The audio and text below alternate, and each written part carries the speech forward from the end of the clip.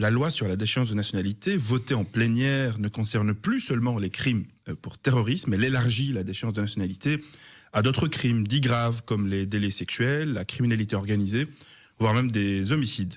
Autrement dit, on a franchi un seuil, on a transformé une mesure exceptionnelle en instrument pénal ordinaire, mais réservé à certains Belges quand même. Et le gouvernement parle pourtant de fermeté, de justice et de sécurité.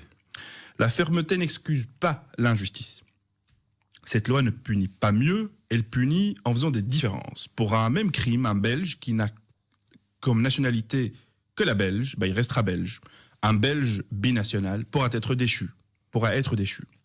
Ce n'est pas un détail technique, c'est une rupture fondamentale. On instaure une citoyenneté conditionnelle, une citoyenneté révocable. Et ne nous trompons pas, cette loi ne plane pas dans l'abstraction, elle vise très concrètement les belgo-marocains, les belgo-maghrébins, les belgo-turcs et les belgo-albanais. Vous affirmez donc que cette loi est générale en transparence, mais serait sélective dans ses effets. Oui, absolument.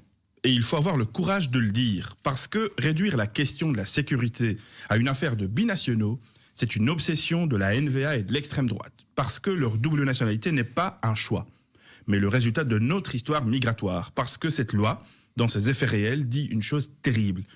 Tous les Belges ne sont pas égaux devant le crime, et donc tous les Belges ne sont pas égaux devant le droit.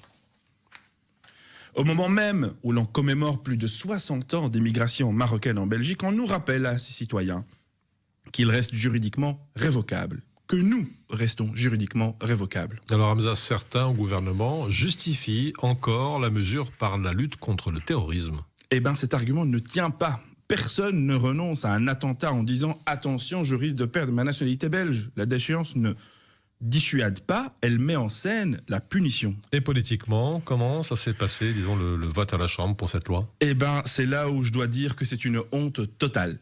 Vraiment une honte totale, parce que cette loi n'a pas été votée uniquement par l'extrême droite du Vlaams-Belang, non, elle a été votée par des humanistes, des engagés, des socialistes de Vooruit et des libéraux du MR, des partis qui, historiquement, se réclament de l'égalité, de l'universalisme et de l'état de droit.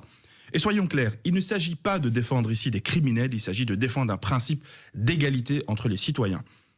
Nous avons étudié ici, nous avons travaillé ici, nous payons nos impôts ici, nous sommes des infirmières et des médecins dans nos hôpitaux, nous sommes des journalistes dans nos radios, nous sommes des enseignants dans nos écoles, nous sommes des avocats dans nos tribunaux, nous sommes même des chauffeurs dans nos taxis, des joueurs de foot qui portons le maillot des Diables Rouges, nous sommes même des députés dans nos parlements et des ministres dans nos gouvernements.